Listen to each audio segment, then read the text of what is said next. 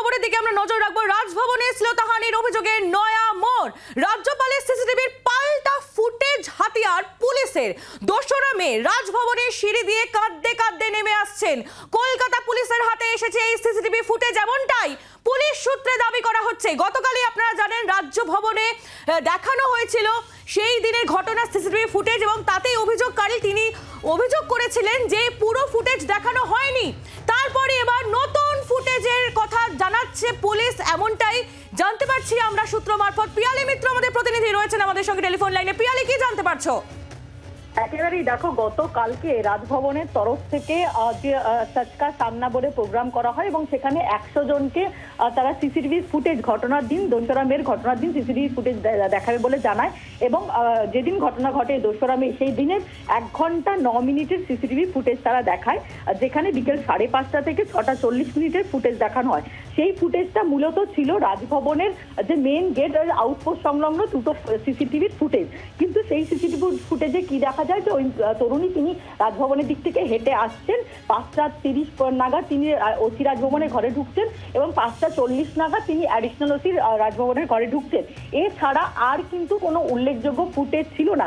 এখন এই সিসিটিভির পাল্টা একেবারে সিসিটিভি কিন্তু পুলিশের হাতিয়ার, তার কারণ এই ফুটেজের বাইরে একটি ফুটেজে পুলিশের হাতে এসেছে বলে পুলিশ সূত্রের দাবি।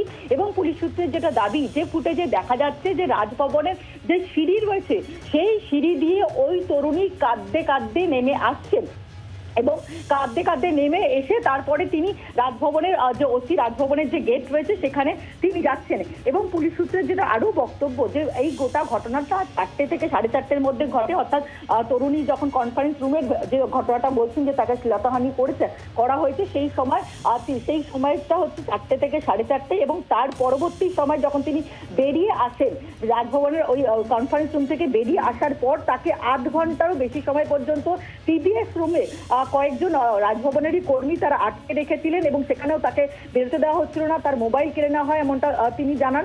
এবং তার পরবর্তী সময় তিনি কাঁদতে কাঁদতে বেরিয়ে আসেন এবং স্পেশাল সেক্রেটারি ঘরের দিকে তিনি যান। সেখানে একজন চিকিৎসক ছিলেন, তাকে শান্ত করার চেষ্টা করেন এবং তারপর সেখান থেকে বেরিয়ে তিনি রাজভবনের ওসির কাছে যান। এবং যখন তিনি সিঁড়ি দিয়ে নামছেন, সিঁড়ির কাছের যে সিসিটিভি সেটা কিন্তু পুলিশের হাতে এসছে এবং সেখানে স্পষ্টতই দেখা যাচ্ছে পুলিশ সূত্রের দাবি যে ওই তরুণী তিনি কাঁদতে কাঁদতে নামছেন।